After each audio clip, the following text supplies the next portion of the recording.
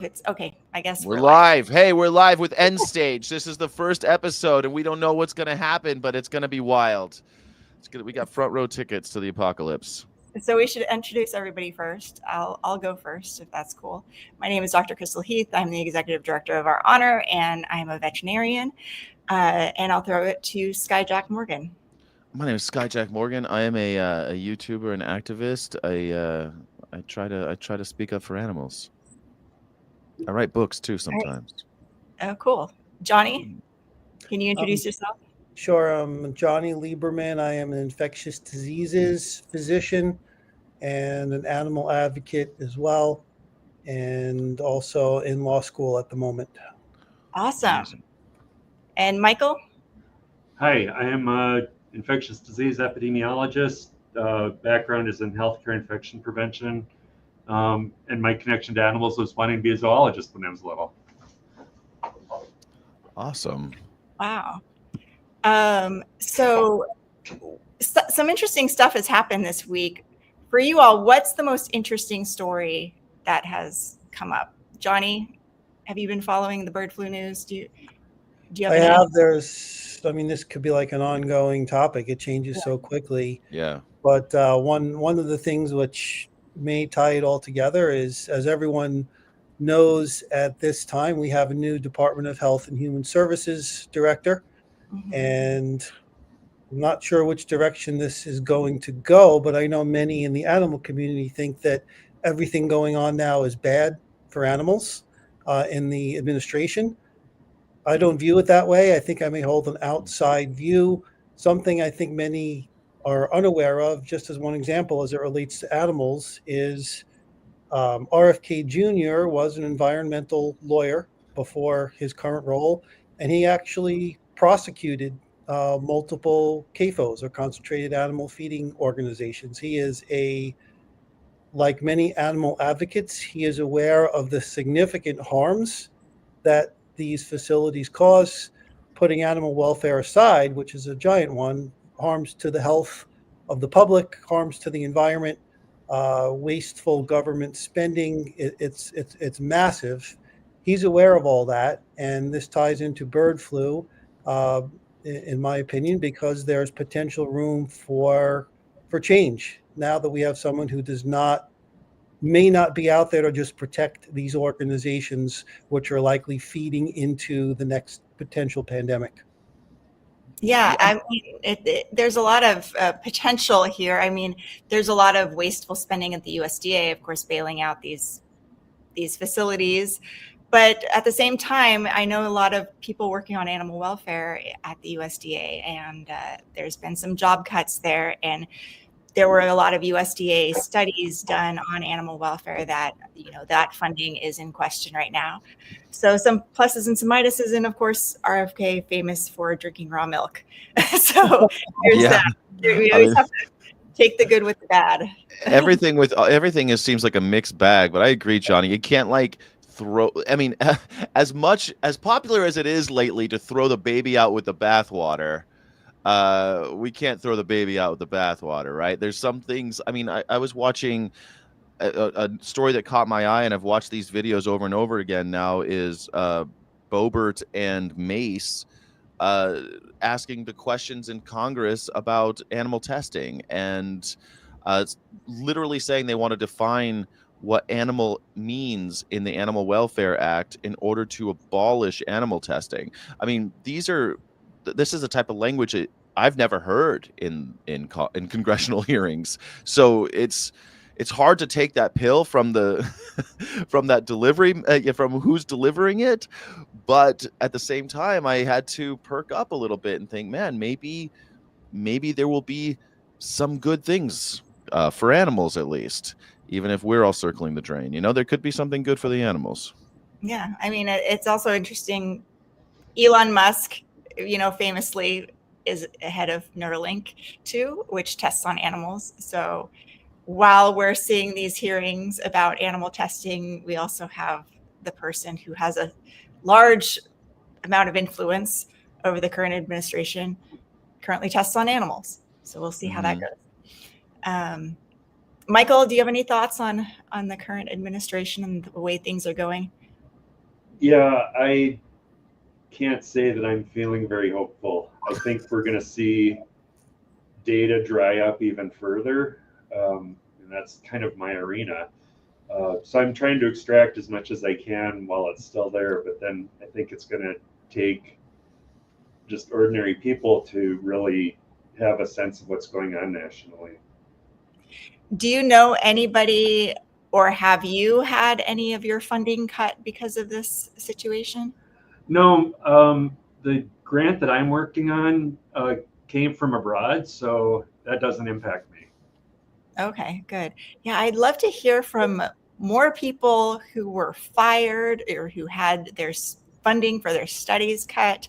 Like, now you got nothing to lose, so come on and talk to us about it, and get your story out there and heard of. Unfortunately, scientists are usually very introverted people, don't like to go on live streams and podcasts and talk about their stuff, which is why always the gregarious people who don't know anything are the ones out there telling their story. Hey, they're just asking questions. They're just asking questions.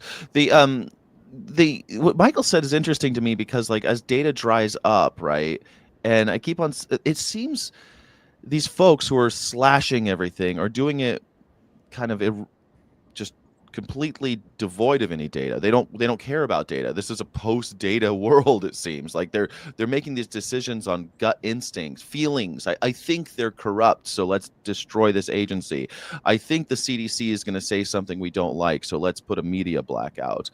I feel like maybe, I don't know. I know that it's so hard to admit, it's so hard to say, but I'm not optimistic either. But when I hear them talk about animals, it starts making me think differently about it in ways that maybe, I don't want to sacrifice data either, but it does seem like if they're going to start making decisions on feelings and emotions, maybe it's time. Maybe it's time for people to start waking up about animals and talking about it that way, and not just maybe data hasn't worked. Yeah, and well, we are animals too. Yeah, true. So, whatever we do to animals affects all of us.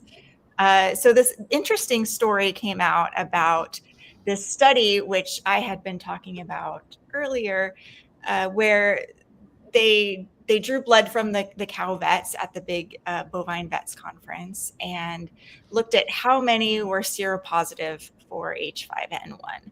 This was done way back in September, and it's now February, and we hadn't heard the results. And then there was going to be this webinar a couple of weeks ago, and that was canceled because of the current administration. Salon interviewed me about that event happening, and what the implications of that are. And it's like, well, another piece of information we don't know. Now, finally, that data was released, and I think it surprised a lot of people. It was the people who had not handled H5N1 infected cows, or cows that had been known to have H5N1 infections, were positive. The three vets who were seropositive had not handled any cows that were known to have the virus, except there was one poultry vet who handled infected poultry. But all of the vets who had handled known H5N1 infected cows were not seropositive, which I think, says whatever they're doing with PPE was working. So I would love to hear your thoughts on this study. Anyone want to go first? What are the implications of this? Johnny, what's... Yeah, so did I hear, maybe I'll ask you to repeat it, that there were two groups, a group that wore PPE and a group that didn't, and there was a higher rate of seroconversion in the group that didn't? Was that? So it sounds, actually, none reported wearing respiratory or eye infection or eye protection. And it says neither respiratory or eye protection is recommended when working with uninfected animals in regions without confirmed cases. However, safety goggles and a respirator are recommended when working with uninfected animals in regions where there are confirmed or potentially infected animals. But it sounds like nobody wore PPE.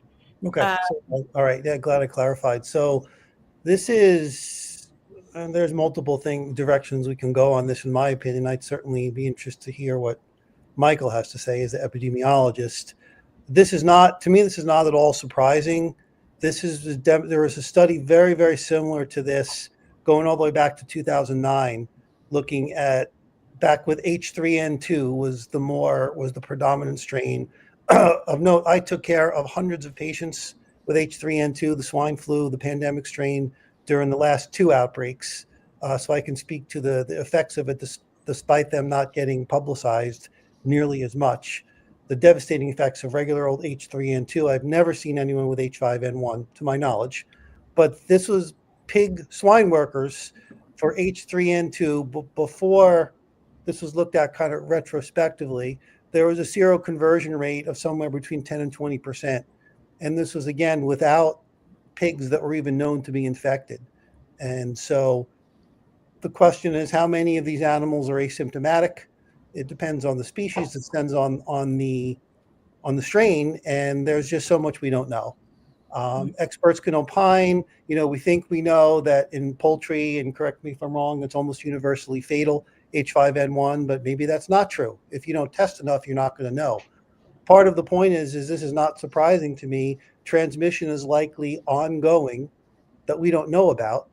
And the more the transmission happens, the more the chances are the virus is going to mutate that more quickly to become easily transmissible from human to human, which to date it has not. So this study is very, very interesting. Crystal, I'm going to ask you to email it to me. I'd like to take a look at it. I was certainly not aware of it. But yeah, I think that's fascinating and should be shared more to drive home a point that it's ongoing and mostly under the radar. The Yeah. AP and the AP and the New York Times have both reported it in the last couple days. So I mean, at least it's starting to Yes. bubble up. Agreed.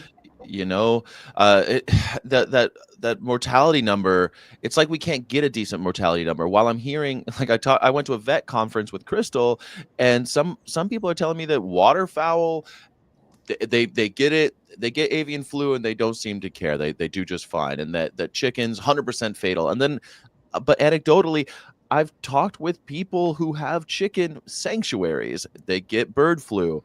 They lose very few chickens. So I don't know what the deal is. It starts to me to sound like they just want the indemnity payments, and they get a bird flu, and they just let's just get the whatever the amount of money we're talking about for depopulating. Well, to be fair, having seen FOIA documents about these outbreaks, there are situations where all the birds end up dying before they even can depopulate them.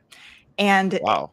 Also, like in my various discussions with industry vets who are very hostile towards me, they always, when I complain about the bailout money and say, like, we are incentivizing callous business practices, they say, well, the government is requiring them to depopulate their birds. Since the government is forcing them to do this, we should bail them out. So I'm like, are you saying that they would not exterminate their flocks if the government didn't make them? And I think that they're not being not making a good faith argument there, because I think, But we have evidence of things like that happen from the olden days, from foot and mouth, right? Like my biggest exposure was in the movie HUD, where they had foot and mouth outbreak, and there was the conversation on the farm: should we allow the government men to come in at all? Should we just separate some of these out and we don't do these? I don't think they'd report. I don't think they would report if the government wasn't there with a blank check to sign. Why would you even raise your hand and say, "Oh, I got bird flu"? Why would you bother? And that's kind of the interesting thing about the dairy situation is a lot of the dairy producers don't want to report, and they haven't even taken up the USDA on their offers to pay bailout money to them for loss of milk production, because they would rather just handle it themselves. Of course, in California, then we mandated bulk milk tank testing within 10 kilometers of every positive herd. So we saw all of the positive herds, and now it's up to how many in California, 700 and something positive herds in California. Would we have found all of those herds had it not been for mandatory bulk milk tank testing within 10 kilometers of any positive herd? Probably No not. way. No And way. I don't think even the money would have been enough for them to want to test, which kind of just shows how the industry is not very open to testing, even when it's government, the USDA, whose interest, the USDA's mandate is to protect and expand markets. It's not. They have, sorry, I don't mean to interrupt. Yeah, no, go for it. No, you're absolutely correct. That's their mandate. However, there's more built into their responsibility. Their mandate is to promote agriculture and farmers. However, there's a subgroup, Animal Plant Health Inspection Act or Service or APHIS, which has its own duty regarding welfare of animals, which they really don't enforce or do much about. And there's also the Secretary of Agriculture has the authority and the responsibility under an act called the Animal Health Protection Act to intervene on behalf of the public to protect the animals and the public from diseases and infestations, is what the language says. So we have and kind of agreeing with what you're getting at is they don't want to do that, right? The law is there. It was there. It might be 15, 20 years old. I don't remember off the top of my head what inspired that law getting written, but it's there. The Secretary of Agriculture has the authority, for example, to go in to an outbreak and say, you need to do this. But as Crystal is getting at, because their mission overriding that is the way I interpret it, is to promote the agriculture business. Right. They have these checkoff programs where there's a nice little commingling where money actually goes directly to the federal government to promote not just the industry, but I found this interesting, the reputation of the industry that's built into the federal government. And so coexist or not conflicting missions, I call it a conflict of interest. I don't know if that's technically the right term. It certainly sometimes is, isn't it? We've seen it be. The way I see it, and I just wanted to share that, I think it relates into what Crystal was saying, and that I view it as a conflict of interest, and there's something else that can be done within the current law if the motivation and the will is there. And if one of the symptoms of bird flu in cattle, dairy cattle, is that their yield goes down, one of the dairy men at VMX was saying when the yield goes down, they send that cow to slaughter. They don't necessarily test all these. Well, they don't think bird flu. They don't think any of this. They think no longer making milk, send a slaughterhouse. Like this is the status quo. This is the system. We wouldn't even think of testing because they're on autopilot. Maybe they might. He said that he might get.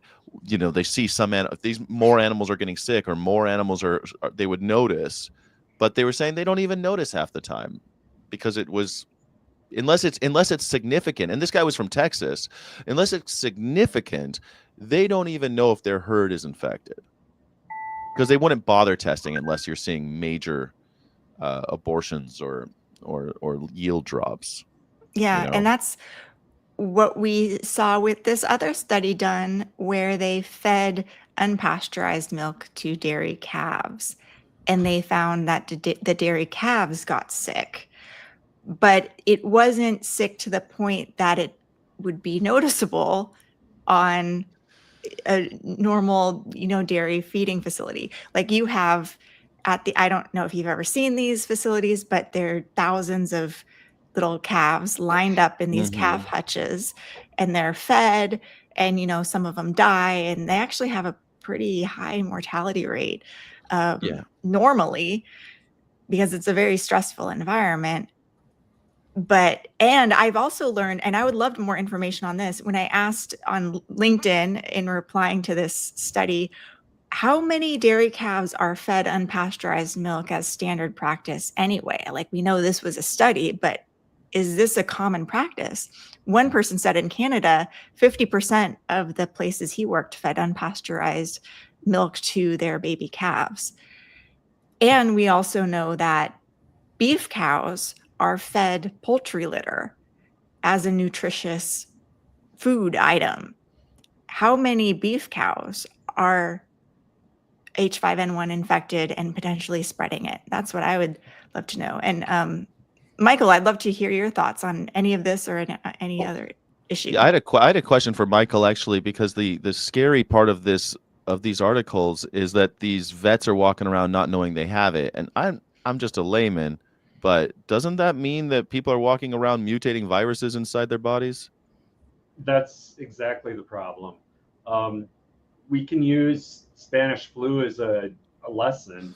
Um, People think of it starting in the fall of 1918, and it did from the highly virulent form of it, but it actually started in the spring and behaved just like a seasonal flu.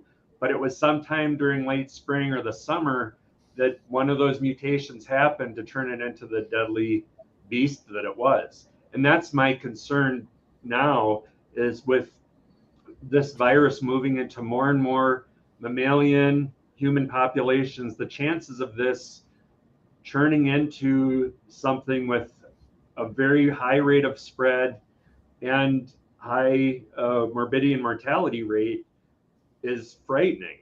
I did a calculation, just kind of a back of the napkin thing, a number of years ago when I was speaking on this. And if it had the same attack rate, so the same kind of rate of spread as Spanish flu, but maintained that 50% mortality rate, it's about 1.3 billion deaths globally. And that's assuming we could provide medical care to all these people, which we can't. So it'd be much higher than that. That's a civilization destroyer. Mm. Yeah, I mean, now the D11 genotype is in dairy cows. That's the genotype that led to the British Columbia teen who was placed on ECMO, which we don't have a whole lot of extracorporeal membrane oxygenation systems to treat everybody who might end up on ECMO if this virus were to be able to be spread from person to person. Do any of you think that it is already spreading from person to person? Is it dangerous to speculate about that without data? Should we even be talking about it, or should we? Well, I would love your thoughts on that. Before that, let's just Yeah. mention what ECMO is for people. Yeah. It's extracorporeal membrane oxygenation. Essentially, if you think of a heart-lung bypass machine for when you're doing bypass surgery, it's the same kind of thing, but on a smaller scale to help oxygenate the blood. So if someone's winding up on that, they're in really, really bad shape. So I thought that'd be helpful to clarify for people. Absolutely. Is this spreading person to person? I'm guessing that there's some spread going on, but I wouldn't want to venture a guess as to what the rate of spread is currently. Can I ask another one? Isn't it so? I'm fascinated with this long COVID thing, and I'm also now finding out that there's people walking around with asymptomatic with bird flu. I'm guessing it's not just vets, first of all. I'm guessing a lot of workers. I was there when the depopulation of Central Valley Egg was happening, and people were not wearing. They had PPE, but none of them were wearing it properly. It all seems like an echo of very recent history, and I'm starting to, and now I'm reading that there's all this neurological damage that happens because of H5N1 in other species. Mightn't these people who don't know they had it are walking? Isn't there something that a virus can do over long term that you don't even know is affecting you until later? Michael, is that something? Am I crazy on that? We see that clearly with COVID, but other viruses can have long-term impacts as well. Even with influenza, the rate of a heart attack goes up considerably after an infection for a while, because all these viruses do some damage to different organs. Right. That makes sense. But I mean, usually we hear about it from people who had COVID. They know they had it. Could you be affected and not even know you had not even have the symptoms of you don't have the conjunctivitis, you don't have all these other things, and then you find out later, oh yeah, I do have those antibodies, so I did come down with a case of the avian influenza, and that's why, 10 years later I've got, I don't know, shaky restless leg syndrome. I don't know. You've got something else going Or on now. Parkinson's, which Parkinson's, right. which has been linked to influenza infections. For example, we'll go with COVID again. I took a couple different data sets and figured out that among children, there's about 14,000 additional cases of diabetes a year because of COVID infections in children. And that's within 1 year. So given that a lot of chronic diseases takes a number of years to show up, I think the burden of COVID isn't really going to show up till about 2030 or so. And wow. So we have some real big problems too if we have massive numbers needing medical care, combined with the baby boomers, and then throw H5N1 on top of that. Yeah. The healthcare system collapses. This is why I'm more optimistic than you are, I see, because I'm ignorant. We have a question from the chat. Do they also mutate the DNA in a way that affects the next generation? Not sure if viruses can do that, says that Chip guy. Like the human DNA? Is that what Chip is referencing? I think he's just referencing any DNA. Like, could it affect DNA in a way that it's inheritable? Like epigenetically, right, or something. Anyone know? We all just. Yeah, I'm not sure I understand the question. Mutating virus DNA, mutating human DNA, next generation of humans, next generation of viruses. I mean, the definition, when a virus mutates, the next generation of virus is going to be different. It's going to have a new set of DNA. I did want to comment on a few things, if I could, based on this recent discussion. Again, as the clinician who's here. First, I know we all want to predict what's going to happen, but I like to bring in a quote from one. I'm a huge MLB fan, so you may be familiar with the famous Yogi Berra line. It's hard to make predictions, especially about the future. And so I take what any expert says with a grain of salt, and that's especially relevant with bird flu, because we're all basing our speculations about past data. And while I'd like to think that that's relevant, stuff like infectivity rates, attack rates, mortality in the 50% range, we might have to throw that all out the window. I don't know. It's mutated to a point where, in terms of how bad it's going to be if and when it happens, a couple of things worth pointing out. One, most people use COVID as a reference point. And for people outside of this chat who are unfamiliar with it, people think, ooh, COVID is horrible. It's terrible. It's really bad. And not to minimize anyone who died from it, who has been sick with it. If you get it and get horribly ill, it's devastating. But on a global picture, the mortality rate overall is well less than 1%.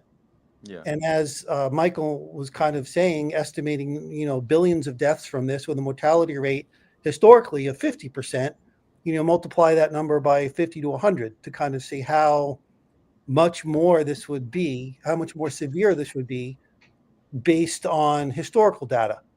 Now, important points come up to say if we can apply past data going forward, and I don't know. One is the overwhelm of the healthcare system was brought up by someone in the chat and brought on by Michael Olson.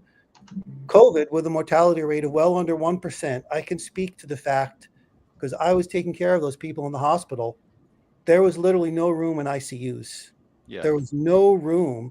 Hospitals were on divert, having patients in respiratory failure, ventilators sitting in the emergency room for days because there was literally nowhere to put them. And if you multiply that times 50, the system's going to fall apart. Doctors are going to walk away. Nurses are going to walk away. We're not prepared for it if and when it happens. I don't know that I have an answer to that, but that may make the mortality go up. On the other hand, compared to 20 years ago, 30 years ago, we may have better, we may have another antiviral or two coming down the pipeline. We may have better support care than we did 20 years ago to help support these patients. if and when they get sick. So might the mortality be lower? Might the mortality be higher?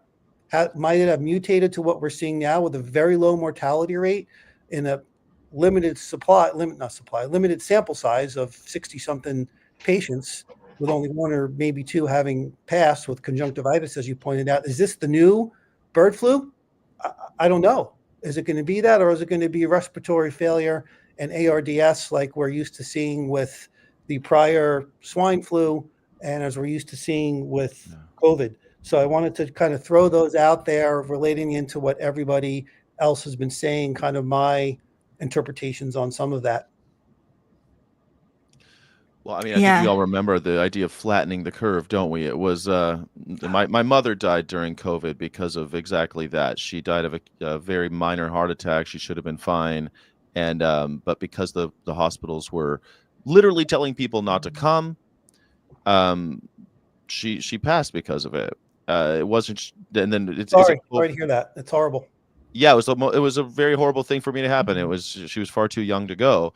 And then because of that, and there were so many people who were dead, it was very difficult to even get autopsies performed, coroner's stuff, all the stuff that when you're not prepared to deal with when somebody dies unexpectedly. Now you're also dealing with a backlog. Add that to the bottleneck caused by this. So I guess, you're right that we can't. Yeah, Yogi Berra with his picnic baskets. He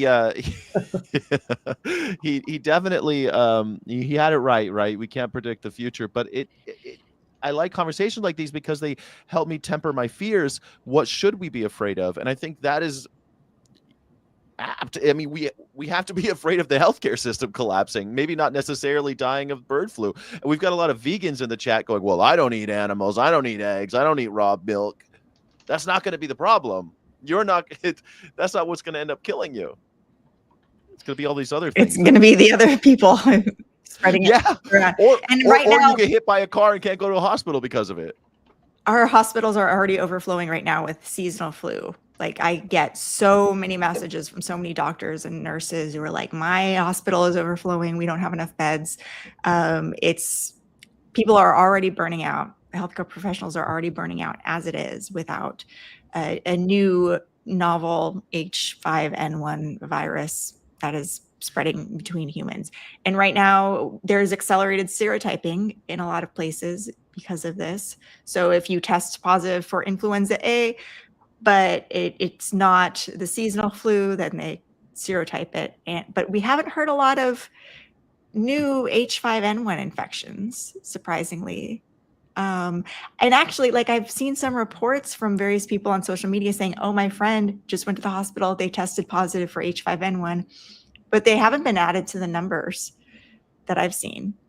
Does anybody else know anybody who's actually tested positive for H5N1, but hasn't made the charts? Hasn't been counted? Hasn't been counted yet. I've just heard it anecdotally, but no solid evidence. Yeah.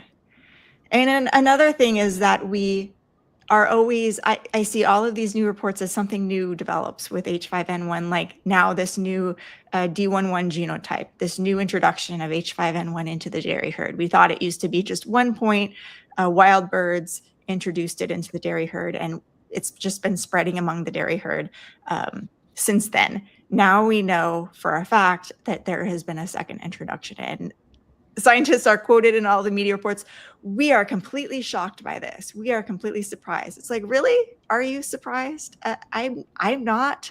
And I think when we are just trying to not predict things, when we end up being surprised by these new developments, it kind of loses public trust in what is the value of science and research if we can't forecast the way things are going and what policies we should start implementing due to like where we see this headed in 5 or 10 years. Wasn't that the point of the WHO? I mean, we're not in it anymore. So I mean, if that's what I mean, we're a post-data society over here in America. Like, well, isn't that why we had the WHO, so we could start looking at research and data and start figuring out like what the next I think now it seems we Is it the WHO? We don't have, now we're not going to be present at the table at the WHO.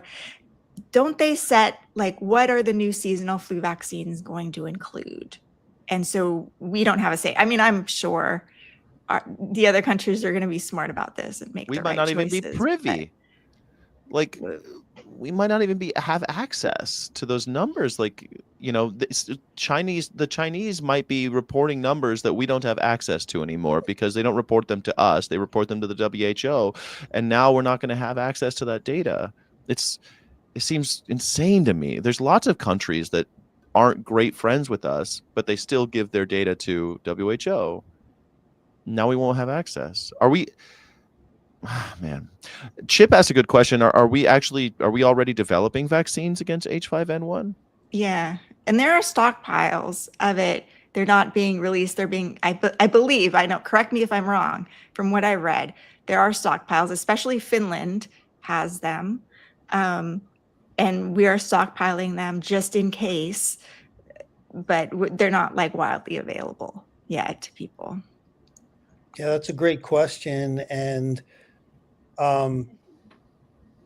if they're being stockpiled, as I believe they are, we don't know their efficacy, right? Mhm. So the standard influenza vaccine, anyone want to throw a number as to how effective it typically is?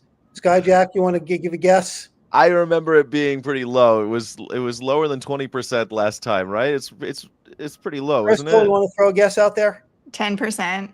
I think I saw the numbers recently. They're variable, usually between 20 and 50%, right? Okay. So 50% effective in the best case scenario. What will an H5N1 vaccine be? I don't know. We don't have any data. So as you were getting, we have a data sync. Before, it's a great question, is are we developing vaccines? And I don't think much money is being spent on it. I don't know that for sure. But as an infectious disease clinician, that would be somewhere wise to be investing money. Let's get some trials going. Let's see how effective. Maybe the first 2 or 3 ones that come out there will have, efficacy rates of 10%. It needs to get trashed. I don't know the answer to that. We need to be working on them just like antivirals of the other one. How many drugs do we have available in the U.S. market to treat influenza right now? Anyone know? Ooh, 5? Yeah. 3. So there's one that's commonly available, right? One. Tamiflu. Islatravir. There's another one called the Baloxavir, sorry, not Baloxavir. Blanking on the name because I didn't use it. There's another one that's very, very expensive, very hard to get. And there's other ones. Sorry? Relenza? That's the inhaled one, I think, which is generally not used. It begins with a B, but it's not Baloxavir. But what do I get for my money? If I buy this product, what do I get? Like I get an injection and it makes my flu go away? What do I get out of it? Tamiflu is a pill.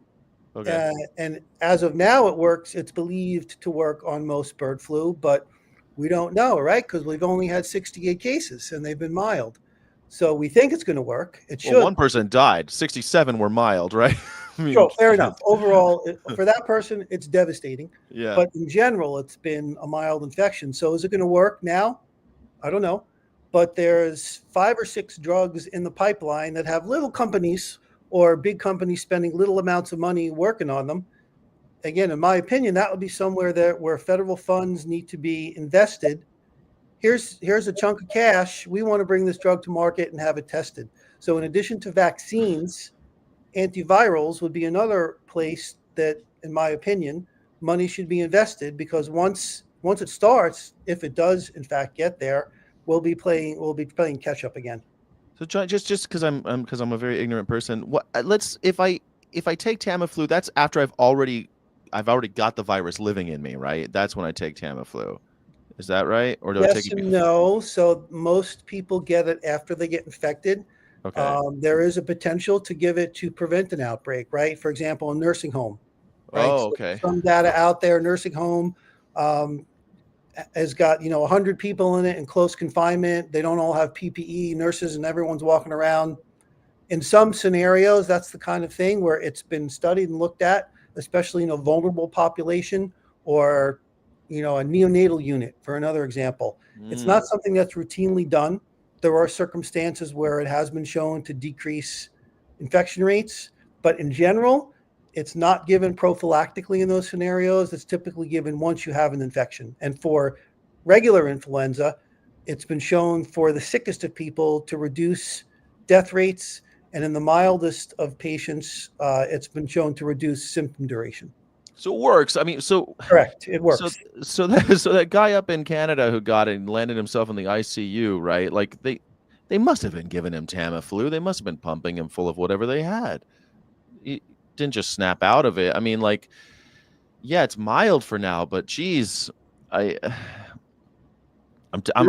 pretty terrified. COVID was mild. Most people I knew a few people who got it that were like death's door, but most people got it and were just, kind of sick.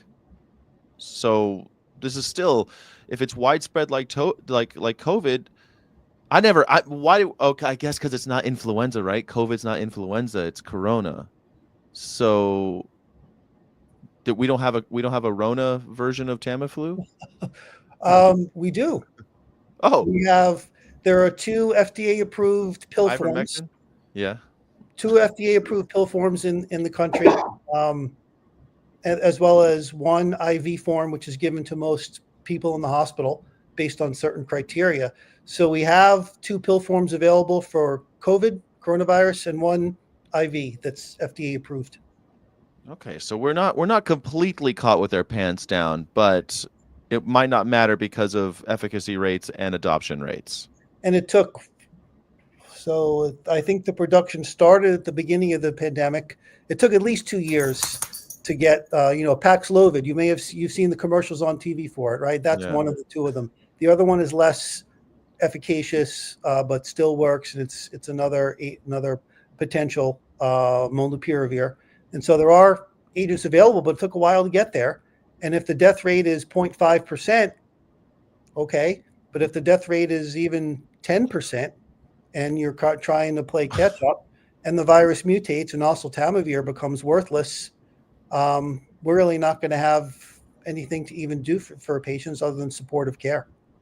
Supportive care. And so this mRNA vaccine, as fast as everyone keeps on telling me how quick it is, that's not going to help us. That's not going to be until if it hits us, it won't help us because we're talking death rates that might. I mean, some of these death rates back in what was that outbreak back in the 90s or whenever it was like 50% of the people died. It was that's a 50%. It's like people are dying before the virus could even get to the next person. Maybe a high death rate's a good thing, right? We die before it can spread. I can't officially advocate that as a doctor. I'm sorry. Yeah. The vaccine issue itself is challenging, partly because now we have an anti-vaccine person heading up HHS, but also if we used egg-based cultures, which you essentially get 1 dose of vaccine with each egg, that takes about 6 months to get enough out of the production end of it. So for our typical seasonal flu, the determination of what viruses to target is being discussed now, so production can start within the next few weeks for fall. So that's one problem. We don't know what the pandemic H5N1 virus is going to look like specifically yet, so we don't have a really good match to start with. If we use the egg-based production, we have that problem, but given the very first H5N1 vaccine that was produced, as they were doing the egg-based production, it killed the eggs. Yeah. And so we don't know exactly if that will be a good pathway. I agree that mRNA is our best bet to get out of this, or cell-based cultures, but I don't know that we have the capacity to do that as of yet. So what do you think, Michael? Are we gonna? I don't know. You're the doomist and the gloomist of us. Do you think that there's a chance? I mean, what's our over/under here? I mean, as far as when this thing's going to hit and what we should do to prepare. I mean, because we've got about 250 people watching right now, and they're looking for ideas of what they, next steps. What should we as individuals do? Just pray, thoughts and prayers. No, I can. Um, Oh, go ahead. I mean, first thing is share your concerns with your legislator, right? They're the ones who make the laws. If you, regardless of whether you think we should be investing in vaccines or treatments or PPE or some other kind of research or breaking up the factory farms where it's spreading in, uh, my opinion is we're going to need some action at the federal level to coordinate it. I don't think any one nonprofit is going to make a difference on their own without going through the courts or the legal system. So speak to your legislator, share your concerns with them that you're concerned about this. Here's your reasons why. And when you speak with a legislator, you want to have a specific ask. I think we should be working on vaccines, and here's why. Whatever, it has to be something that resonates with you and something that you think may be in the public interest that's going to get a lawmaker to act. And they move if it's something that's in what's called the Overton window, which is the public opinion as to what they think they can support, that's actually publicly acceptable. And the more as constituents we speak with our lawmakers, the more they hear, hey, this is important. This is something I can get behind. I just heard from 100 people this week in my district who think the government's not doing enough to mitigate the pandemic risk. That's how, one way, how things can get changed. And as an individual person who's not sitting on a government body, who's not a judge, who's not the Department of, or the Secretary of the Department of Agriculture, that's one way that you can try and make your voice heard. Yeah, Great I job. agree. Michael, what Great are your job, thoughts? Yeah, I'll just make some recommendations for what you can do to protect yourself and your family. There's a big difference between the modes of transmission of influenza and COVID. COVID turned out to be primarily airborne. Influenza can be transmitted by fomites, so contact with surfaces. So this is one where if you get some virus on your eye, on your hand, and rub your eye, whatever, you could expose yourself. So in this case, you'll want to wear a respirator, an N95 or something similar if you can. I also have some goggles that will completely seal my eyes. Part of that is to keep me from rubbing my eyes inadvertently. So that's a good benefit as well. The bigger challenge might be how to handle things you bring into your home, your mail and stuff. At the beginning of COVID, when we didn't know exactly how long it survived on surfaces, if there was fomite transmission and all that, I did eventually find some surface survival time, and on paper it was about, I think I saw a number of 48 hours in some cases. And so what I did was I set up 7 boxes in a room labeled with the day of the week, and that day's mail would go into a box, and I knew after 2 days I could take it out and open it with bare hands. And I did something similar with groceries, that anything that was dry goods got quarantined. I had separate areas in my refrigerator and freezer. I know how to handle stuff without contaminating it or getting contaminated. And so setting up stuff like that may help. Some people are talking about, why can't I think of the word? A spray, a disinfectant spray for vegetables and stuff. So there's some things you can do. I tend to really focus more on the personal protective equipment side of it, though.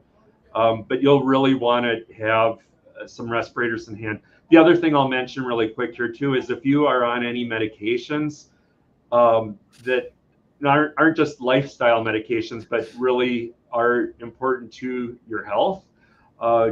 Around 50% of the generic drugs that we use originate as the active pharmaceutical ingredients in China. They get shipped to India for manufacturing and packaging, and then come to the US on the cargo holds of passenger flights.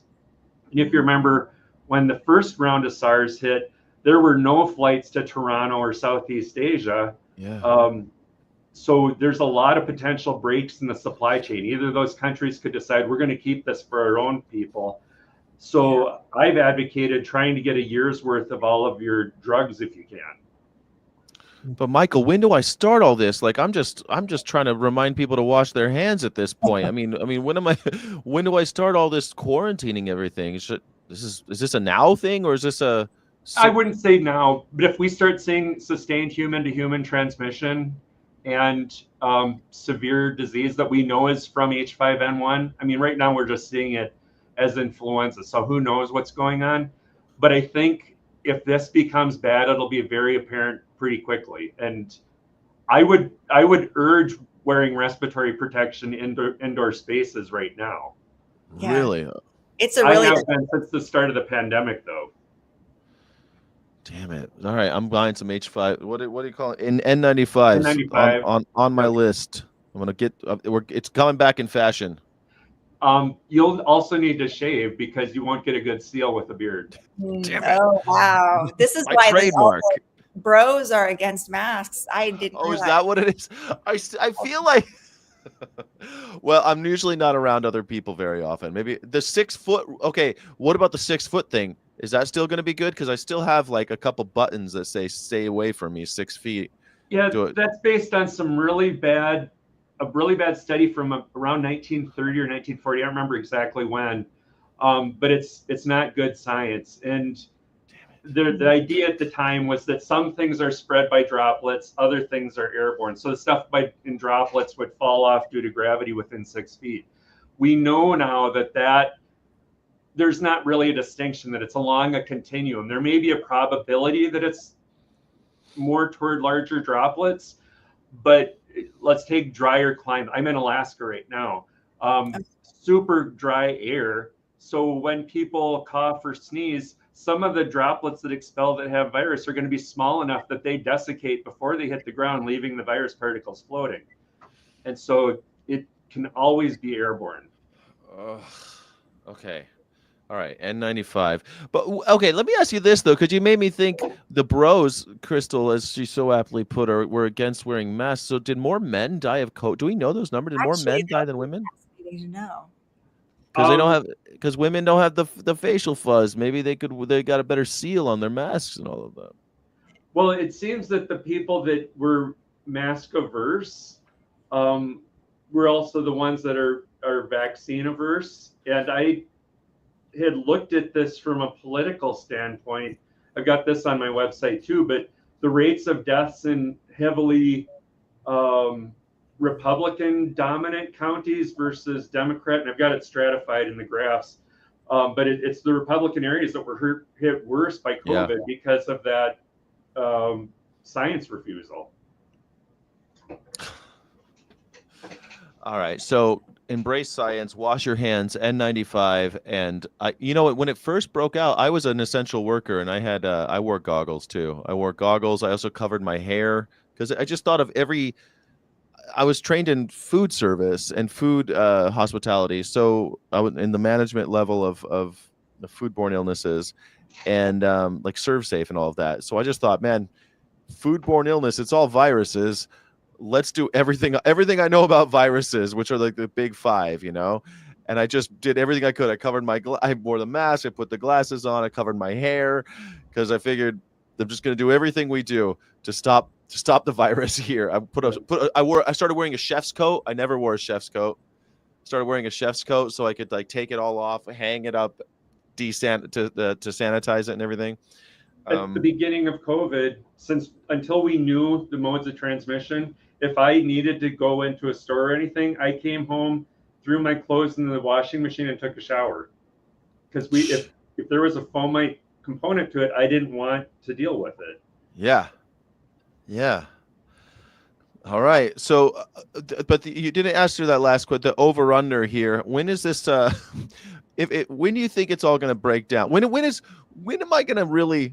Let's crystal ball a little bit. Like, if you're putting on your Vegas, if you're betting in Vegas, when are we going to start seeing human to human transmission? I mean, I think the genie's out of the bottle.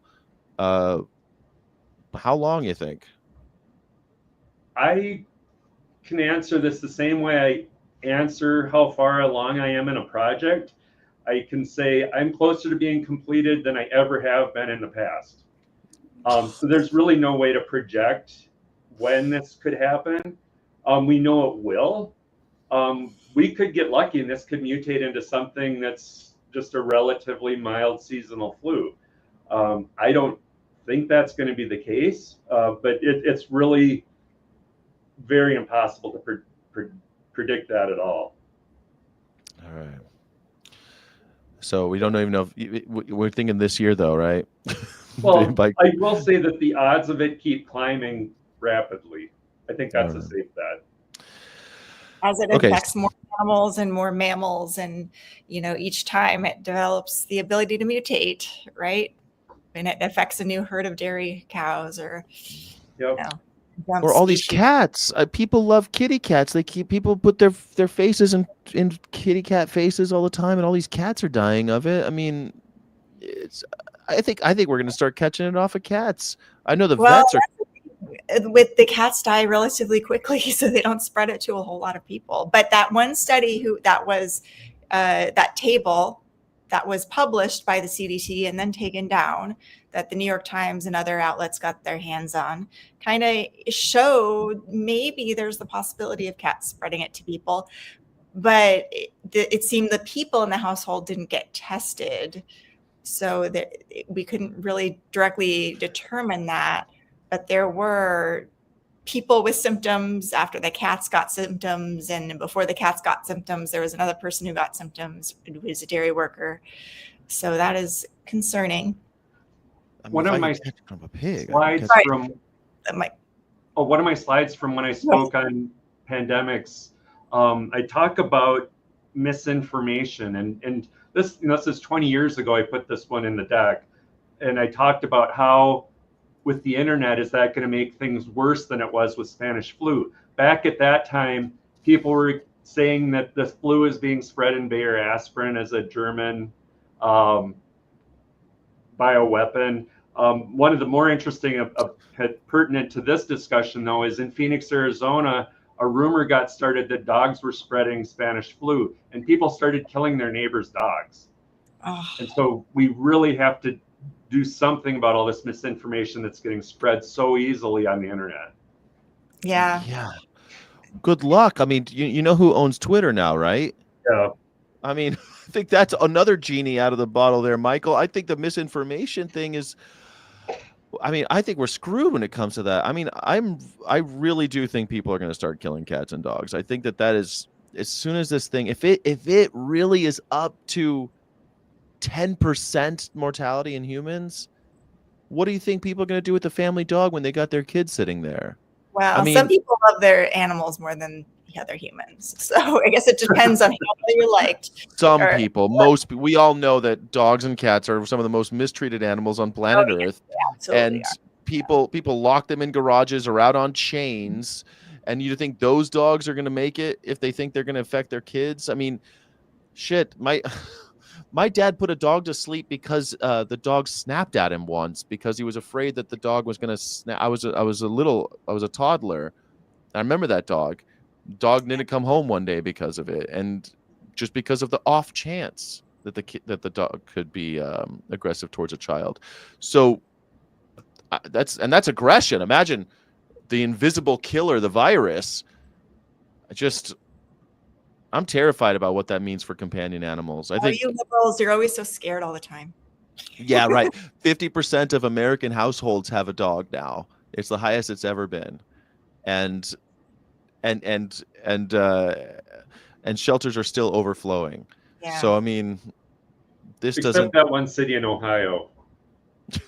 Oh yeah. That one city. Well, they used to have 50%.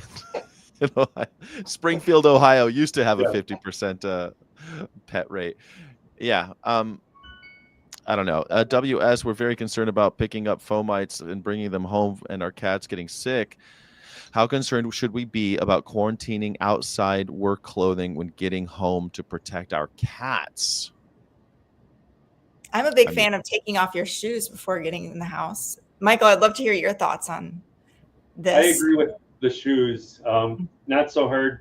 And I'm from Minnesota, so I'm used to winter climates. The mud room. But I have a big throw rug at my door entrance. But if I had pets, I don't because I'm a traveler. I would definitely put them in a closet or something to keep the pets away from it. As far as if there's something on your clothing, it kind of depends on how many people you're around, I guess, would be one factor to weigh in. Like if you do curbside pickup for groceries, I wouldn't worry about it. If you're going to a concert, I would worry about it. What if you just walk on the streets where there's birds pooping on the streets and, lots of birds around? Or you're in LA, it could be people pooping on the streets. There's that too. Yeah, so there's a question of personal risk, which is different for everybody. As an infectious disease doctor, we have the label of we're the only specialty that washes our hands before and after going to the bathroom, right? I don't do any of the stuff that's being recommended personally, and I'm an infectious disease doctor. I wash my hands. I go out in public without a mask. Leaving the shoes at the door was not a bad idea, perhaps. You can stay in a bubble, never leave the house, and your risk would be cut down significantly, right? But I'm going to go to concerts, I'm going to go to bars, I'm going to go to restaurants, and there's a personal risk component in that, and that's different for everybody. And Johnny, there's got to be somewhere in between. Like, how can I do correct. all the things that I want to do in my life, but still? Yep.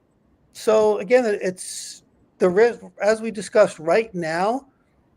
As far as we know, it's not being transmitted person to person. Can you walk in with a fomite from outside? Potentially. There's so many things to worry about in the world. There's no such thing as a risk-free world. As I think Skyjack, you mentioned, you can go outside and get hit by a car. You can be riding your bike and have someone drive into you. You can't eliminate risk.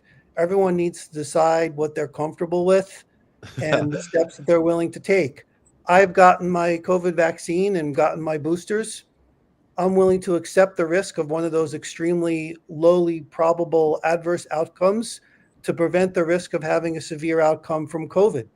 That's in part based on what I've seen is an ICU full of people lined up dying with ARDS and COVID or going on a ventilator for the rest of their life. Almost 100 of those people didn't have a vaccine. I don't want to be in that group. If you're in that slim percentage who gets myocarditis or Guillain-Barré or something from it, it's devastating.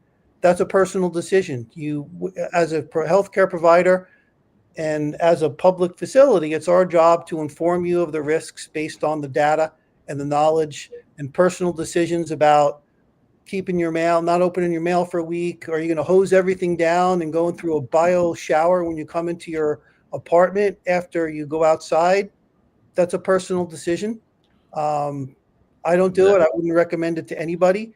I think reasonable things like washing your hands, and if you know someone has COVID, avoid them, or flu, avoid them if you can for a few days.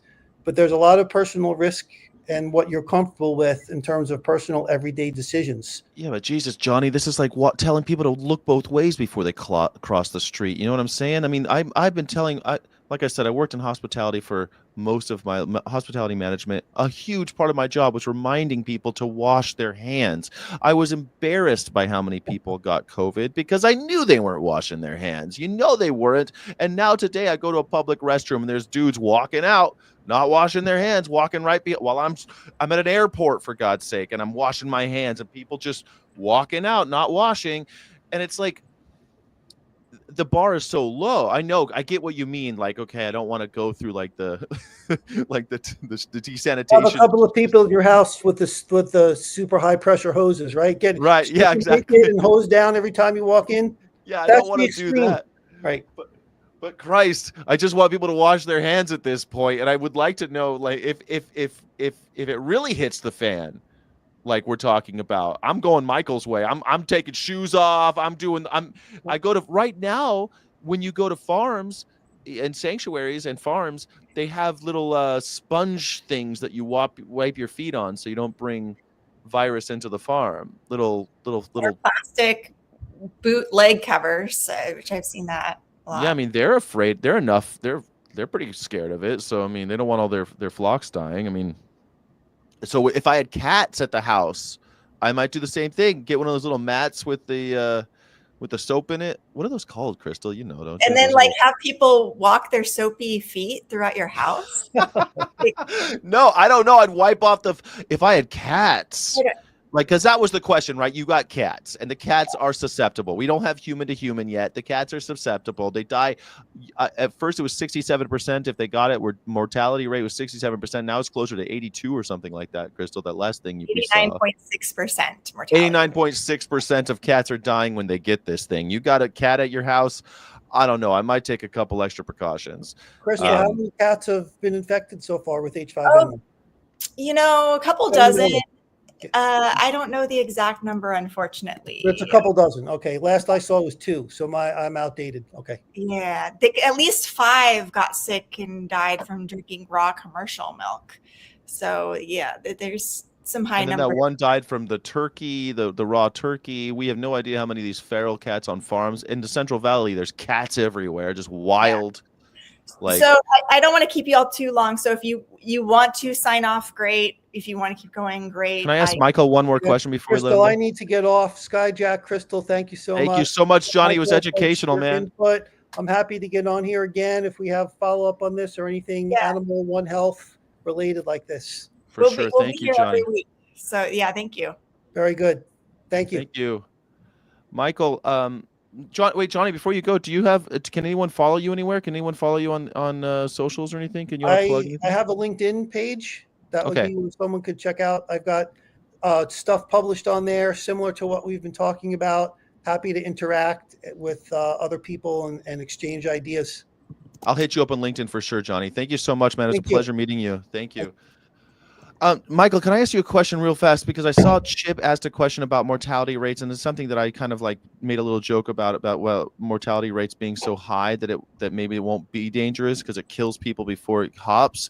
Isn't that what? So, okay, because I want to maybe reframe a little bit, because we had the monkeypox, and that was scary for people. But the way I understand it, there was already a vaccine on deck, and we were able to nail it pretty quickly and before it killed people in America too drastically. And then we had Ebola a few years back before COVID, and you could catch it off a dead body. You could catch it off of dead animals.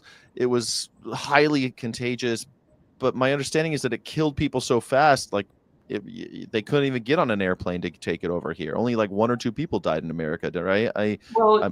Not necessarily that it killed people fast, but the symptoms were so horrifying. When you see people bleeding out like crazy, you kind of know I'm not going to get near them. Okay. All right. And then when you see because in Africa they had this the outbreaks, they had something where they were touching the body. Part of the culture was to touch the body, the corpse, as part of their funeral rites. Right. And they do a ritual body washing with the family. So that's part of the reason it would spread there. And then also the lack of PPE in healthcare there was a big contributor. So what do you know the mortality offhand, like around what Ebola is? Because it is quite high, right? I mean, it's a killer. It seems like it's 70 somewhere up there. I can't recall it exactly. Okay, so like you get it, you're batting, you're probably gonna die. And especially if you're in a place with low access to healthcare. So if bird flu is something like that, like an extremely an extreme high morbidity rate, does that mean that maybe it'll end up like Ebola? It'll be a nothing burger except for the few people who get it? Mortality. Well, it has to do with the mode of transmission, because influenza, right now, Ebola is really more of a contact kind of spread and not airborne. Although, caveat, in Reston, Virginia, at an animal quarantine facility, it's named Ebola Reston. They had airborne spread of Ebola there among the primates.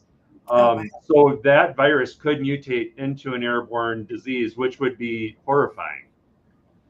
Oh my God. Okay. I'm not ready to be afraid of Ebola again. I feel like that was That's so 2013 right now That's for low me. on my concern list right now. Okay. So, back to bird flu. Bird flu. Last time it got into humans badly, it was killing 50%. If it's anywhere near that, are we close to where it's going to kill off a small population of humans and it's not going to hit everybody, or is it something if it gets airborne, it's going to kill 50% of the world like bubonic plague? It'll never get to 50% of the world because some people won't get exposed to begin with. I think what'll happen is that at the outset, if this takes off, we'll have the usual I've got my freedoms crowd, not masking, not getting vaccinated, and then we'll see the numbers of deaths going up much faster than we ever saw with COVID. And people are going to realize, oh, maybe I should listen to the scientists about this. Phew. Okay. Is this also going to be nursing homes? Is this what we're going to see? Boomer plague? Potentially, yeah. It's interesting though, like historically, influenza has always affected more younger people than older people. Well, Is it's that on true? a V-shaped curve. So the very, very young and as you get elderly, so that it almost looks like a check mark. So Yeah. very high in infants, it drops considerably in children, and then goes gradually up to kind of the same rate in the 70, 80-year-old age groups. In 1918, it had a W-shaped curve. And what happened was that the 20 and 40-year-olds were very differently affected by this. And what had happened was it developed something called a cytokine storm. So cytokines regulate the immune system. When they've exhumed bodies that died in 1918 from some of the permafrost up here, they looked at the lung tissue, and it looked like they'd been exposed to chemical weapons. The damage in the lungs was so bad. Oh my gosh. Oh my gosh. So I'm kind of curious, what studies should we be doing that we're not doing? It seems to me like we're testing a lot of symptomatic people. We're testing, populations we think are at risk, like the dairy workers, like the dairy vets. Should we be testing more asymptomatic people, the general population, just to see the prevalence of this in the general population? What tests would you love to see funded or done, Michael? This is similar to how we handle TB exposures in a healthcare setting. We'll set up different tiers to test. So the people that had direct contact with the patient without any PPE, this is before we knew someone had TB, for example, they'll be tier 1. So we'll do tests on all of them. If none of them turn positive, then we can expect that the next tier, so people that are just briefly there to do housekeeping, just in and out of the room very quickly. If we find that nobody's got it in that high risk tier, then we don't test the tier 2s. So same kind of thing in this case. Obviously, people working with poultry flocks should get just baseline surveillance testing, sick or not. I think it would be great if we had the resources for every influenza A that we see in a hospital or clinic to send off for PCR to see if it's H5N1. Because then at least we would know what's happening in the community. But again, that costs money, and I'm not sure that that's going to be coming from Congress anytime soon. Yeah, that would be really interesting. So one of the conspiracy theories out there is that COVID, a lot of the COVID deaths were really due to H5N1. And that conspiracy theory is strengthened by the belief that the H7 was taken out of standard PCR tests. So we're purposefully not testing for H7. Can you refute any of that? Do you know about any of that conspiracy theory? I haven't heard that one yet, but the PCR tests are very accurate. I remember the one thing I remember with those was the cycle threshold argument, and that's just nonsense because it's not going to detect something that's not there. The threshold is really getting more of a measure of how much virus was there to begin with. As far as H7N9, they're probably not testing for it because it's not prevalent and worth testing for. Yeah, I think that the like conspiracy theory rose about because it was prevalent in China in 2019, and it was quite frequent. I guess many people were dying from it, and then they stopped testing for H7, and many of these people were co-infected with H7N9 and COVID at the same time, supposedly, but they were only, I documenting don't. the H7N9. I still that's the theory that's out there, and I would just love the data to refute that, so we don't constantly hear about that. If But that Crystal, what's the motive here? I don't understand what the motive for this. Like, doesn't a conspiracy theory, like the conspiracy theory that Midway Island, Pearl Harbor, or let's go, Pearl Harbor was an inside job so the FDR would have an excuse to go to war. I mean, there's always some.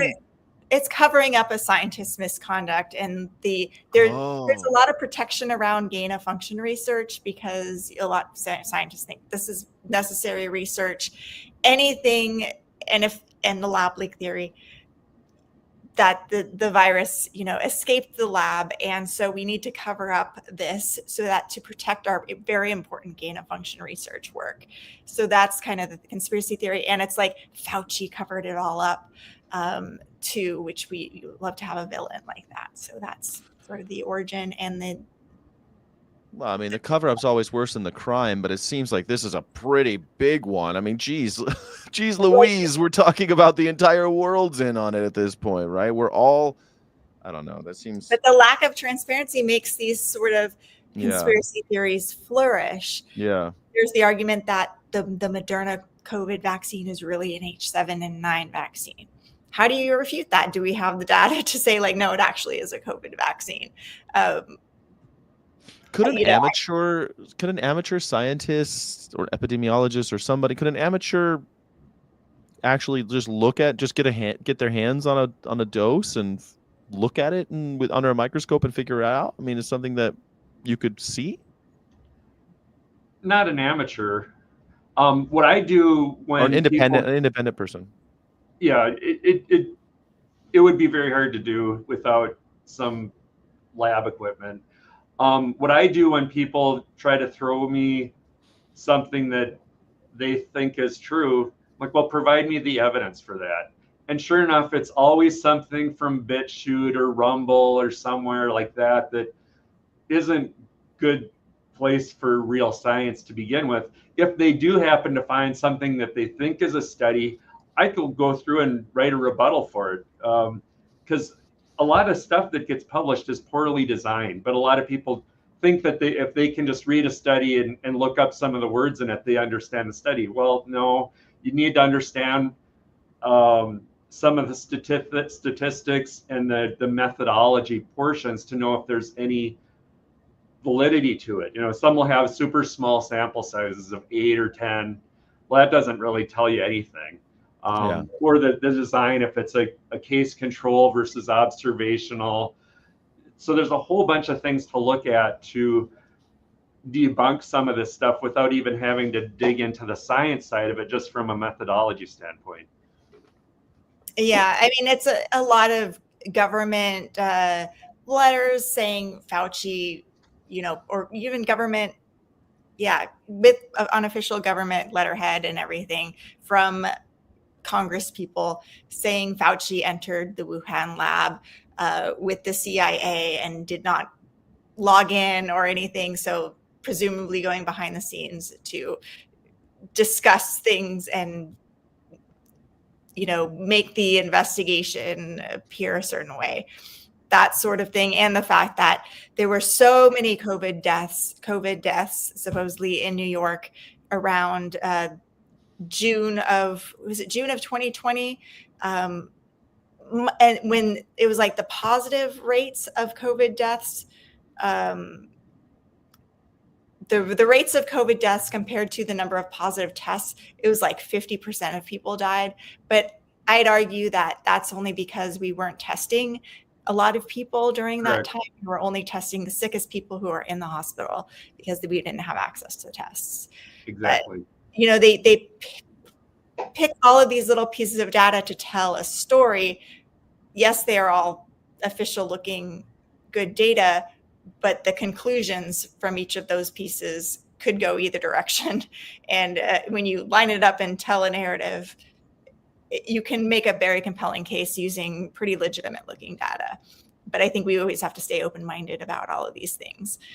So, and there's a lot of conspiracy theories out there and a lot of lack of trust in the CDC and government organizations, which I know there should be in many cases too. And mounting. Yeah. I mean, I everything you just said, Michael, I'm going, well, I used to trust things like the CDC and the HHS, and I don't know, that's waning at this point. I don't think that if I saw something coming out of the HHS tomorrow, I'd be like, yeah, that's a reputable source at this point. Yeah, I felt that CDC was minimizing COVID for quite a while. I'm very disappointed with how they've acted through this. And now with the new administration, I think it's just going to even be worse. Yeah. And they're still to this day saying the risk to the public is low. I don't know at what point should we say that the risk is not low? Should we update our advice, and what metrics should we use for determining public risk? I don't know. Do you have thoughts on that? Well, the idea of low risk, I think there's two different things that are going on with COVID. People are looking at it from the acute phase of it. So yes, the risk of being hospitalized or dying from your initial infection is relatively low because, you know, we've gotten better with treatment. More people have been vaccinated, although that's dropped off considerably. But what is not being taken into account is all of the chronic disease sequelae that follow a COVID infection. The risks of diabetes, heart failure, cancer, all kinds of stuff goes up a pretty big percentage due to one infection, even if it was asymptomatic. And multiple infections increases that risk. There's one study that suggests that an infection decreases lifespan by about 5 years because of the damage it does to telomeres, leading to cell senescence, and then they don't reproduce. So, like I said earlier, I don't think we're going to see the real impact from COVID till 2030 or so.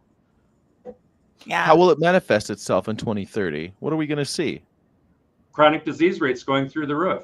And we're seeing infectious disease rates skyrocketing too. The England has some of the best data, and the immune system damage from COVID is extremely worrisome. I think it's about 2 years ago, this past November, I tweeted, I would much rather get infected with HIV than I would COVID, because we have treatments for HIV that are effective. We don't really have anything for COVID. And the number of diseases that it can launch is astounding. Oh my God. And if H5N1 is anything like that, we're going to see something similar, eh? Well, no, H5N1 will behave like influenza. I think most of the disease we'll see in more of an acute part of it. Although with Spanish flu, what was the name of the movie? Awakenings. If you remember that movie, that was based on encephalitis lethargica, and that is thought to be tied to Spanish flu. Oh my God. I had no idea that was tied to Spanish flu. Awakenings is a good movie. Robert De Niro, right? I should watch that movie, actually. You should watch HUD. HUD. Have you seen HUD yet? I haven't seen HUD yet. No. HUD's about foot and mouth disease with Paul Newman at the, like, I'm telling you, please watch HUD. You'll enjoy it. It's fantastic. It's a classic. It's very well made. It's ingenious, and I think there's echoes. I want to rewatch it because of what's happening today on our farms. In England, you mentioned the UK. The BBC reported yesterday that 1.8 million chickens have been culled so far this year. Well, in the last 3 months, 1.8 million have been culled because of bird flu. It's bad. Yeah, and another problem with influenza is it has been linked to Parkinson's disease. So there are some studies showing that too.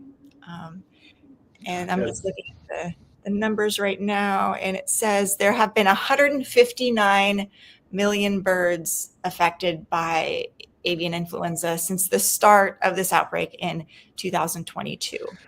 That's terrifying, man. I could get the flu today and get Parkinson's in 30, 40 years. And then like I could get the awakenings disease. What was it called? Something lethargica? Encephalitis lethargica. Encephalitis lethargica because I got the flu and now it makes me wonder, did polio have stuff like that? Because I just saw an interview with, it was really sad. I just saw an interview, the 60 Minutes interview.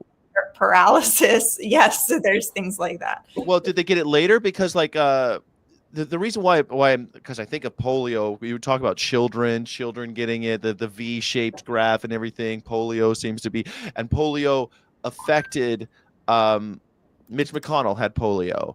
And now, okay, he's 82, so he's clearly gotten through the woods on polio. He couldn't walk for 2 years when he was a child. I just found this out, but then I'm thinking, okay, he's also glitching out a lot lately. So I'm seeing post-polio syndrome, typically 15 to 40 years later, progressive muscle weakness and atrophy, which that's what old people get. I don't know how you tell the difference. Muscle weakness. No, maybe it's lead in the paint. It's like one of those things. It's like fatigue, extreme persistent fatigue is one of the hallmarks. Muscle and mental fatigue, joint and muscle pain, and respiratory issues, diaphragm or respiratory muscles, breathing difficulties, may require non-invasive ventilation, CPAP or BPAP machines, swallowing and speech difficulties, cold intolerance. I think I have post-polio, whatever it is. Well, this is one of those things where I think about like, okay, when you look at old people, the older boomers are getting, they're very old now, or the greatest generation, some of the war babies, they're getting so old that we're starting to see those late symptoms like of the neurotoxin of lead being in everything when they were kids. The fact that they had viruses that are coming back to haunt them later.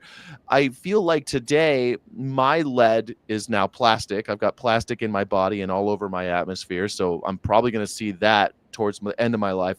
I'll figure out what it's really doing to me. And then it'll be bird flu. You know, I'll be 75 years old dying of bird flu, but something that doesn't look like bird flu. It'll look like Parkinson's or some other crazy thing that I never saw coming. Did you see that thing? We have the equivalent of a plastic spoon in our brains from the amount of microplastics. No, I've not seen that. I heard that I looked it up. We eat about a credit card every month or something. So it's scary. But you're always so scared. I want to like new drinking game whenever Sky says afraid, scared, terrified. Well, it's easy. Well, lately because my what I'm afraid of are Nazis and plastic in my testicles. So I think that those lately it's and you know, infectious diseases killing us all. You know, lately my fears are valid. So of course I'm talking about it. Like you talked to me 5 years ago, I wasn't afraid of nothing. But this is why the conservatives are just laughing at the liberals. They're always so scared of everything. Like, I don't know. Well, I'm not letting it affect me too much. But if you're not apprehensive, at least about the fact that we might have that your blood-brain barrier having plastic in it in your old age, it might mess with you. Yeah, Krista wants us to die of alcohol poisoning. Yeah, I'm anti-drinking. I'm all for like that. The new CDC report that alcohol causes cancer, or the Attorney General, you know, commenting on how alcohol causes cancer and all sorts of health problems. Surgeon General, probably. Surgeon General. Yeah, that's the wrong general. Yeah, Pam Bondi isn't giving up the drink anytime soon. All right. Okay. Well, this was a good show. I think good first episode. instead of just talking about things, though, we got to start doing things. And I envision we have to start reaching out to the media and our politicians and informing them of the questions they should be asking and what they should be doing. So I think we really need to start thinking about that, drafting things to our politicians, joining together, sending these things out en masse. So let's brainstorm on what our message should be and what our asks should be. Any thoughts from you, Michael, on what our asks should be of our politicians or of the media? What would you like to see? Well, there's a couple different things there. As far as politicians go, definitely contact your representative, senator, both for your state and federal. Fortunately, my next gig is going to be in DC, so maybe I can have some face-to-face with mine. Cool. As far as media goes, the problem with the media is that media is reporting based on what people want to hear about. And I think that's a lot of the reason that reporting on COVID just kind of dropped off, because people were burned out. Because really what they're after is what is going to get people to come to our channel versus someone else's, so we get more ad revenue. And so how do you work around that paradigm for something that a lot of people would rather bury their heads in the sand about? We got to make it exciting. It used to be diseases sold. Remember Ebola? Ebola was in the news constantly, man. My Tinder profile said Ebola free. Wow, really? No, I never had a Tinder profile. That's just a joke. But like, but I feel like that's what we should do. If you have a Tinder profile, you should put on there bird flu free. So just get that out there. Let everyone know that. Off the bat. Yeah, I mean, after all, Michael said he'd rather have HIV than COVID. So I mean, I put out there COVID free and bird flu free. You know, that'd be good. I haven't had an upper respiratory infection since February of 2020. And wow. That's because I'm wearing a respirator anytime I go out in public. What happened then, I was deployed to Travis Air Force Base as part of the medical command for the mass quarantine of the evacuees from China. So this was the State Department and their families coming back to the U.S. at the start of the pandemic. I picked up influenza probably on my way out there at the airport or on the plane. And so I got symptomatic on site. So I got put in isolation while I was in quarantine, which is probably something that happens to very few people. Yeah. Oh my God. And wow, sorry. What was that like at Travis Air Force Base? Was it crazy? What was the vibe? It was tense because we didn't know what we were dealing with then. And when the people came on the flights, everybody was wearing, the Tyvek suits and PAPRs and such. We had N95s and gloves.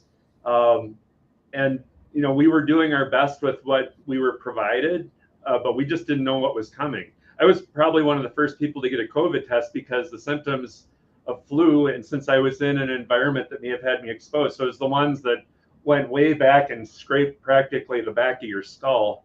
Not pleasant, but yeah. So I learned at that point, I'm going to be really careful with this thing. Yeah. Wow. So and I'm going to show you what masks does. All right, I'm buying some. You got me. I'm buying some N95s. All right, I'm going to put them on the Amazon shopping list. I'll get some. And razor blade. And razor blades. Oh yeah. So my. Oh, I get it. It took me a minute. Well, I've got a razor, but I'll wait till it starts hitting. Until I go out.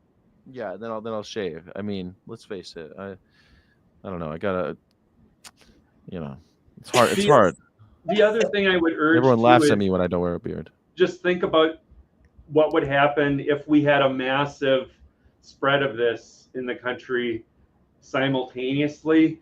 That people aren't able to get out and do their work with utilities, supply chains get messed up, so food issues could become more of a problem, which are already kind of going to be challenged with immigrants leaving because they're afraid of getting deported. I understand that like 75% of citrus workers in California have left during harvest season. Yeah. Yeah, it was bad. I mean, we're not, and not just that, restaurant workers too. I mean, a lot of the people that I knew, I never saw again because they self-deported because they didn't want to stay here and deal with what was going on. They couldn't work. What were they going to do? They can't afford to live here. They can't afford to send money home, so they just left. It was bad. It was really bad. And plus, people who got stuck on that side of the border because it was like it was ridiculous. You couldn't come back, even if you had certain visas. They froze. It was bad news during COVID. But Michael, just because, like, just playing devil's advocate here a little bit, right? Because we've all seen, West Nile, Zika, yada yada yada, all these doomsdayers, oh yeah, all this supply chain is going to go all the way back. I mean, how is this unlike the other little blips we saw before COVID? Well, like, I know COVID was such a big deal, we made some say we overreacted, but Ebola, Zika, West Nile, SARS, MERS. I mean, I've been through a lot of these. They never really hit American shores in ways that were significant, and I never saw any. Society didn't collapse. The healthcare industry didn't collapse. Why is this different?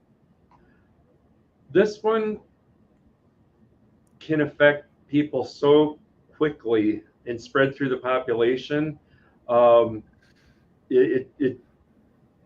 It really has a very different spread dynamic than other diseases. And then you toss in schools where, kids are really little super spreader agents.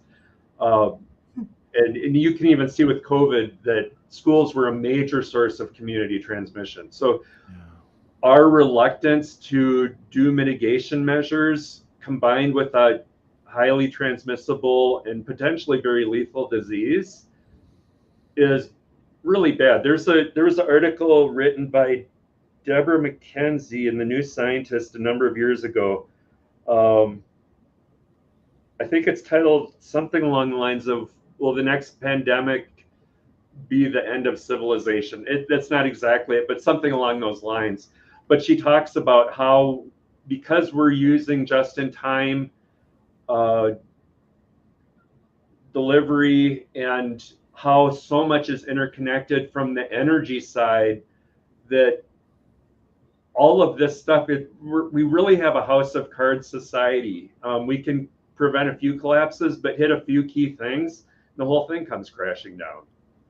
If we weren't, confining animals to tiny little spaces and these, fewer and fewer herds, but massive, massive herds, fewer and fewer places to store chickens, but these massive centralized places to store chickens.